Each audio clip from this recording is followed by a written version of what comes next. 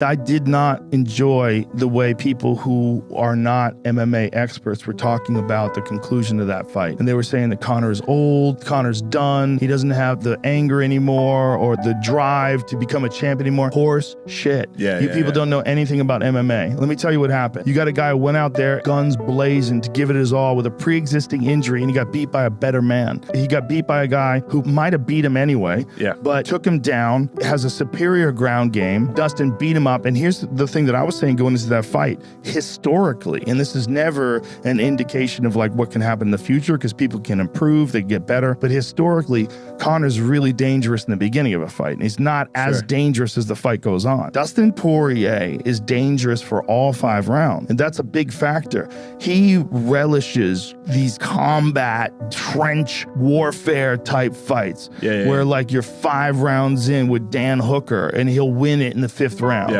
Like that's who Dustin Poirier is. And he's had these 5-round wars with like Max Holloway and Justin Gaethje. Like he's had savage fights and gone into the trenches. So he's like real confident he can get through those trenches and be victorious. So the problem with the fight is not just that Conor broke his leg. The problem was that Dustin dominated the first round.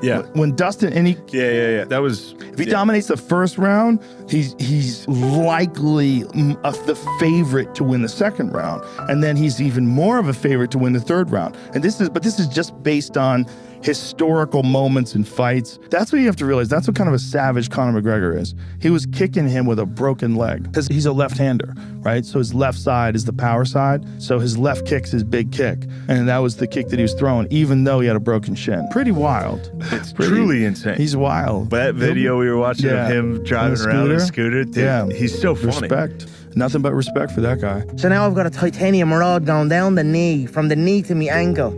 And the doctor said it's unbreakable. I was talking to my physical therapist, Heather, who was with Arnold Schwarzenegger, his other half. And I was saying, I'm like Arnie in Terminator 2. You know what I mean? So I'm cruising around the Cali streets. Getting a bit of fresh air. And just keeping the head sharp. And I watched that guy fight. I'm so happy that I'm there. I'm so happy that I get to call those fights. I'm happy I get to be there when all this is going down, because I really feel like he is a huge part of combat sports history. And I think that when all is said and done, when we look back on this 20, 30 years from now, the Conor McGregor era will be something truly special, truly unique. It was almost bizarre. It's almost bizarre how good Conor is. Right? Almost bizarre. The way he picked apart Eddie Alvarez. Almost bizarre. And like magical. That's almost the word I want to use. Correct. Like he touches motherfuckers with that left hand. Have you ever seen Eddie Alvarez just get, like, they didn't even look like they were in the same planet. Like one guy like looked like he was from Mars. The other guy looked like he was just a normal dude trying to figure it out. Well, it looked like Eddie, the moment he got hit, was like, what the fuck? You could see on his face, he was like, holy Jesus, what am I doing here? And then he goes, well, all right, he's not very good at wrestling. Let me try this wrestling. And Conor's like, that was your shot? Oh, bro, you're in for a long night. I think Eddie realized, like, holy fuck. Well, he's already touched up a little bit when he finally went in for the shot, you know, and I just think Conor knew then also that he had him. And how calm was he? Ridiculous. Just calm, upright, and just waiting. And then the accuracy of that combo that finally finished Eddie, that's what I think makes Conor so special, is his accuracy when he throws punches. Eddie's moving as he's landing this stuff. I've never seen anything like you said, man, it was straight up magical. I'm like, all right, well, we've never seen a guy like this. We just haven't. I don't know if we ever will either. It's really interesting too when I was interviewing him. He's like, you gotta have some attributes if you want to beat me. You gotta be tall, you gotta be big. Give me these guys my size. They're not on my level. You gotta have size, reach, length. You've gotta have some attributes. If you come in any way equal to me, I'm gonna rip your whole head off, and that's it. I tell her every time. Eddie's a solid competitor. Eddie's a warrior. But he shouldn't have been in here with me, and that's just what he's doing though, it's so, he's a once in a lifetime guy, because he's setting the ceiling. Like there's no boundaries for him. Like he's just like, I'll fight Nate at 70. I'll 45, sure, I'll murk Aldo in 13 seconds, and I'll come to 55. Like, we've never seen this kind of creativity, and we've also never seen the UFC allow someone to do this either. Yeah, well, he's just such a unique personality, it's undeniable, but also his style. In a lot of ways, he kind of does a lot of like what Wonder Boy does, but with less kicks. I think Wonder Boy is better at surprising guys with his kicks and his angles, but Conor sets it up and he's landing combos that are all so precise and this power. Like he's touching dudes and you can see it on their face. Yeah. He touched Eddie and Eddie's like, what a Well, not only that, he's hitting him in a surprise way and he's not telegraphing it at all. Like his ability to like go from bouncing around to launching that shot is so quick. It's so precise and it's so focused and there's no fat in his movements. It's just I think Conor can come back like he was and perhaps better than he was, but he needed... You had good advice about that though. You need to get out of his comfort zone. He cannot be the boss because it's easy when you're wealthy, you're healthy, you're wealthy, you got everything you need in the world. You're not hungry anymore. But you need to be willing to do that. It's a sacrifice that need to be made, especially at the elite level. I think someone on the outside needs to look at what you're doing. You can't look at it objectively yourself. You need someone analyzing, someone who you implicitly trust. I agree, because sometimes it's hard to look at ourselves in the mirror and know ourselves. Yeah, we need especially when you have a big ego like Conor.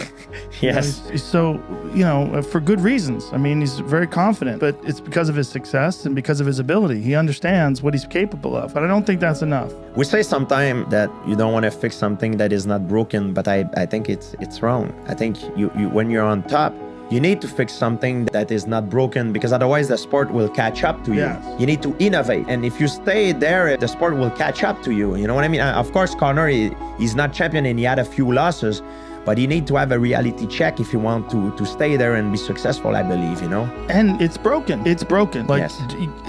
if it's not broken, don't fix it. Well, it's broken. It is. So you have to fix it. I mean, Dustin clearly broke it. And the low calf kick was never a weapon that was very popular when you were champion. Yeah. Is that fascinating to you that this one thing has emerged that's been one of the most important weapons to learn how to avoid and block and implement? Yeah, it's because a lot of guys, their striking background come from Muay Thai. And in Muay Thai, it's not really used because the stance is more narrow. So if the stance are more narrow, you can lift and shield it easier.